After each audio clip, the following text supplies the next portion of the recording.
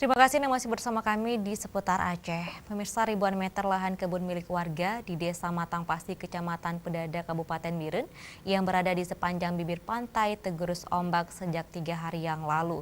Warga khawatir jika tidak segera diambil tindakan, maka desa mereka akan hilang dari peta. Sepanjang 1.300 meter lebih lahan milik warga di sepanjang bibir pantai di Desa Matang Pasi terkena abrasi pantai saat badai Dahlia terjadi beberapa bulan yang lalu.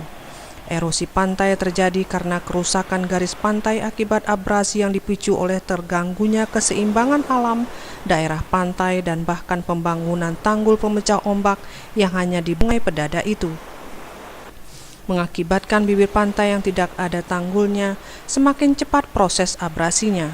Saat ini abrasi semakin parah, bahkan jarak abrasi dengan pemakaman umum milik desa hanya berkisar 30 meter dan jaraknya dengan tambak milik warga berkisar 100 meter serta kebun kelapa warga sekitar 1.300 meter lagi dari bibir pantai yang telah tergerus ombak. Mahdi, salah seorang warga Desa Matang Pasi, mengatakan jika batu pemecah ombak tidak segera dipasangkan di sepanjang bibir pantai di desa mereka, maka desa mereka hanya akan tinggal nama saja. Dikarenakan jika datang angin barat beberapa bulan lagi, dipastikan abrasi akan lebih parah dari yang terjadi sekarang ini.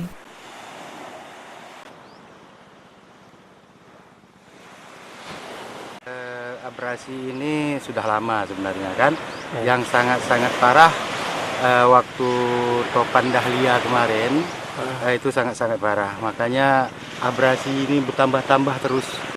Banyak tanaman kebun kelapa warga yang sudah digerus air.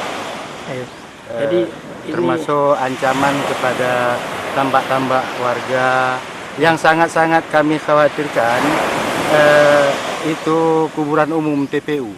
TPU kami sudah sangat-sangat dekat dengan bibir pantai itu.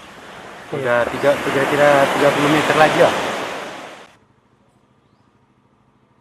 Ditambahkannya bahwa masyarakat desa setempat berharap pemerintah Kabupaten Biren untuk melanjutkan pembangunan tanggul pemecah ombak, sehingga kebun warga tidak tergerus terus-menerus dan desanya tidak hanyut tergerus ombak. Dari Biren, kontributor Aceh TV melaporkan.